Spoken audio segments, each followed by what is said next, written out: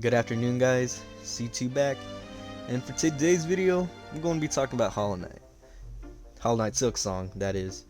And so the game's been out for, as of recording, like close to a week, and it's gotten good reviews. There's been some minor controversies, some around its difficulty, but more prominent, I guess to me, more prominent controversy is its price point. Now, there's been a lot of discourse about the game's price point of it being 20 bucks, which is, only $5 more than Hollow Knight, which is 15 bucks. So, there's been a lot of discourse, and, I guess I'll just be reading some stuff around it, because, it's a little messy, a little bit, just a little bit. So, Hollow Knight Silksong, without a doubt, has been a hit. I mean, the player count on Steam alone is evident of that, with an all-time peak of 587,000.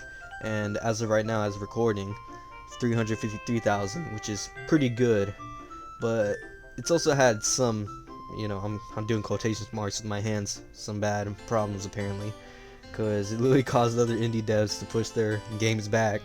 And one indie dev, which is what the article is based on, posted a tweet,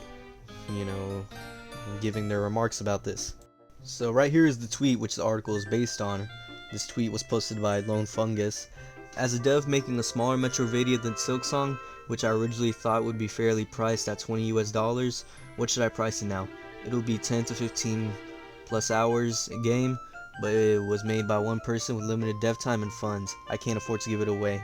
Now, I will say, I can understand this dev's, concern, because, I mean, Metro Silksong is a game within the same genre, and it is really popular, so this dev does feel, some type of pressure to price it either higher or lower. But I mean, if they price it higher, then people will just say, oh, why not play Hollow Knight? But if they price it too low, then they can't make a profit. So this dev, it's got a little bit of concern to them. They have a right to be concerned, because I mean, let's be honest. I mean, imagine being, and now I will say this person is a solo dev, while both the Hollow Knight games were made by 3 people. So it's a difference of 1 to 3. But I mean, this dev does have some concern, like I said, because what should they price it? Should they price it to 20 like they originally planned, or should they price it, $10 to $5? I will say for this dev, maybe they could price it same, or maybe just 15 bucks, 15 to 10 to $15. It's a pretty good range. I mean, especially since they're a new dev. And with that being said, I'll be getting onto the article itself right now. So the article itself was published by Destructoid as one of their features. I guess a more, premium page, I guess. And it is titled, Silksong's $20 price tag could hurt the indie scene, but only if devs let price anxiety win. Not quite the end of the world, it says right there. And so, quote, Silksong will be priced at $20. It feels low for how long it's been in development and how big the franchise is. Developer Team Cherry could have charged $30 or even $40 and still sold millions of copies because of how beloved the original Hollow Knight is, not to mention how much hype players have had for Silksong since 2019.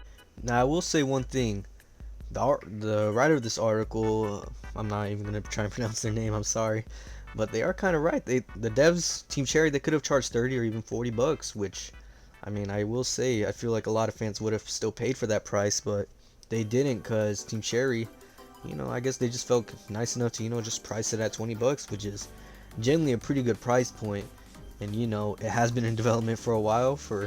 Let's see, the game came out the first Hollow Knight came out in 2017. That's been about, like 8 years. I mean, sheesh, they definitely could have, upped the price a couple, like by 10 or 20 bucks, but they didn't, which is very nice of them to do. So this next piece says, quote, still, it really only costs $20. The low price is making some people, including other indie devs, believe the game is so cheap that it will hurt the pricing options of other indie games, which was what we saw earlier in the tweet by the dev. And yeah, that's a fair point. I mean, what should they price it? Should they price it higher or lower? Because the first Hollow Knight was kind of a standard set by indies. I mean, costing only 15 bucks, sheesh, that is a lot of content for a really low price game. I mean, you got Nintendo pricing their games at 80 bucks, man, and I mean, is that even worth it when you can buy a $20 or $15 indie game? I mean, It's a lot to think about, man. Alright, so this next part is extensive in length, so bear with me. Quote, new and small indie devs may think players will compare their game's price to Silksong. If it's anything close to $20, people will say, quote, this game isn't Silksong, so $20 is too much. Fair. The devs fear this will force them to undercharge their games, and this potential pressure to reduce prices could make new game projects unsustainable, since these games aren't Silksong and never will be, so they must be worth less than 20 bucks. A little irrational, I'd say, but I mean, you know, I'd say, it's a thought that some might have. And then the next part, quote, if devs believe their game is competing with Silksong across the board, including price, that could lead to giving up or, as has happened, delaying their games only to avoid a release near that of Silksong. Depending on how far it spreads, the ripples could reach throughout the indie scene and cause quite a bit of damage. Okay, I'd say that's a little bit, it's a little bit too far reaching, man. I mean, I don't think the game release, I mean, the game's release did push back, other games releasing, but I don't think the price of it is gonna hurt indies that much. I mean, it's really a thought of, just competing or maybe just going a little below the belt. So I mean, a little bit of over worrying in my mind. For the next part, quote, but I think we'll avoid most of this. What people forget is that Silksong isn't in competition with small and new indie games because its reach and scope are at a far higher level. Upcoming indie games compete with Silksong the way underground bands compete with Taylor Swift, or the way this article competes with the Washington Post Pulitzer-worthy features. Okay, well, what the fuck? Okay, competes with, what are you talking about? Underground bands? That's two different things, man. That's apples and oranges. Bands are, what am I reading, man? And Washington Post Pulitzer-worthy features. That has nothing to do with this. Oh my. Yeah, sheesh, man. This is frustrating to read, dude. What is going on? Okay, so what was the point of adding that last bit? I mean, okay, I want to get back on topic, but there was literally no point in adding that last sentence, man. I mean, seriously, what were they thinking, man? It just takes away from the credibility of your article than the clickbaity title and you know picture that was attached, man. I mean, what are you thinking, dude? Alright, so this next section starts off with, quote, one could assume the otherwise. Since Silksong is an indie game, other indie games will see it as a direct competitor. But the thing is, indie isn't a game genre. Eh, debatable. And people will usually enjoy games for their core gameplay and spend money based on expected patterns. MOBAs and hero shooters are free with premium cosmetics, MMORPGs may have a subscription, fighting games are paid with yearly character passes, and indie Metrovanias are cheap. Yeah. So let's compare Silksong's price with that of other games in the same genre, Metrovanias. I think that's actually pretty fair. It's not ridiculous. I mean, I'd say, compare it to other.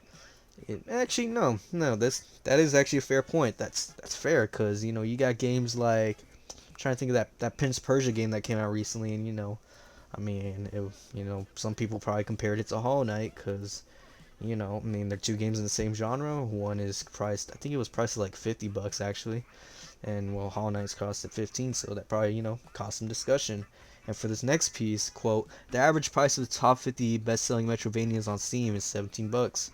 According to SteamDB, that means Silksong's $20 price tag is more expensive, not less than its competitors. It's only cheaper than the average $31 price tag of all top 100 Steam games, but that includes gigantic AAA productions that will always cost more than a game with 3 core developers like Silksong, which, I mean, 3 developers working on one game? Sheesh, that's nutty, man. Quote, so if an indie developer wanted to release their new Metrovania for $25, the problem wouldn't be that it's more expensive than Silksong, but it's more expensive than the industry average, which is fair. I mean, I mean, if someone was to price it at $25, that would be, I'd say, too much. I mean, seriously, that's more than the average. Especially, I mean, Hollow Knight priced it itself at 20, which is $3 above the average, but I feel like that's still a fair price point. I mean, that's only $3 up, and I mean, 25 is definitely a lot more because kind of a little more of a higher standard in my mind, I'd say. And for this last part, quote, if indie devs are anxious about their game's pricing, they should focus on problems that affect their financials in ways that Silksong never will. Devs have to give Steam 30% of the game sales, lower the price for specific regions, make frequent price cuts to cater to Steam's still addicted user base, and sometimes create microtransactions or pay downloadable content to get extra revenue. Add on top of that how they have to pray their game content doesn't piss off a payment processor that could censor or and ban their title from online stores. Oh, hold on, give me one sec. Alright, so now the article's trying to get all tongue-in-cheeky here, so if you don't understand what this last bit means, it's basically a controversy about Visa, MasterCard basically taking like away the ability to pay for certain games, and by certain games I mean, you know, those pretty horny ones that you see, you know, the ones with like simulator, like some like roommate thing, or basically, you know, sex games, stuff, you know, along the lines of that. But what the fuck? What is going on, dude? Why are you talking about this? You're talking about apples and oranges, man. Apples and oranges. What is going on with this article? Jesus. Alright, so on to the second to last paragraph of this article. Quote, everyone who creates a product, including a game, has to worry about competition. However, the level of worry and anxiety some developers are experiencing seems to be blowing things out of proportion. Well, a fair take from this article. Very nice. Another one. From delaying the release of their games to not to clash with Silksong, to considering whether they should change the same $20 for the games. So you know, I mean, yeah. So some all right, some good writing here. Not like the last paragraph. Jesus. Now for the last paragraph article, it says, quote, the game industry is more likely to be hurt by the fear of Silksong's impact than by the game's actual release. We don't need releases to become like the stock market, where bad things happen because everyone freaks out at once, leading to panic becoming real. Now, I will say that's actually a good comparison, because if everybody did start panicking, you know, like if there was a lot more panic around Silksong's release, I feel like it would have been worse, you know, because there could have been a lot more vocal outcry. There wasn't as much as of, you know, as of recording this close to a week later, but you know, it was getting there a little bit. But you know, thankfully it hasn't, you know, gotten to like, I guess what this person says, you know, stock market levels of the crash, you know. So this article, you know, it's all right, you know. There's some parts that just confuse me, like the last few sections, man, but overall I think this article's all right. A little clickbaity from its title, you know, but I mean, I think it's all right. That's all I got to say about it. So those are my thoughts on this whole debacle. I mean, I feel like this was just such a really big non-issue, man. I mean, I guess could be some issues that come from this, but I don't think nothing major, man. It really was just a big non-issue. I feel like Team Cherry just kind of got some flack for no reason. I mean, I guess it wouldn't be necessary to say flack, but I mean, still, it's just a whole like nothing burger, man. It's just people getting overthinking this, man, and you know, yeah. I mean, that's just all I got to say about it. All I got to say about this is, you know, yeah. So if you made it this far in the video, I really appreciate it if you would like and subscribe. And well, yes, have a good day, y'all. Peace.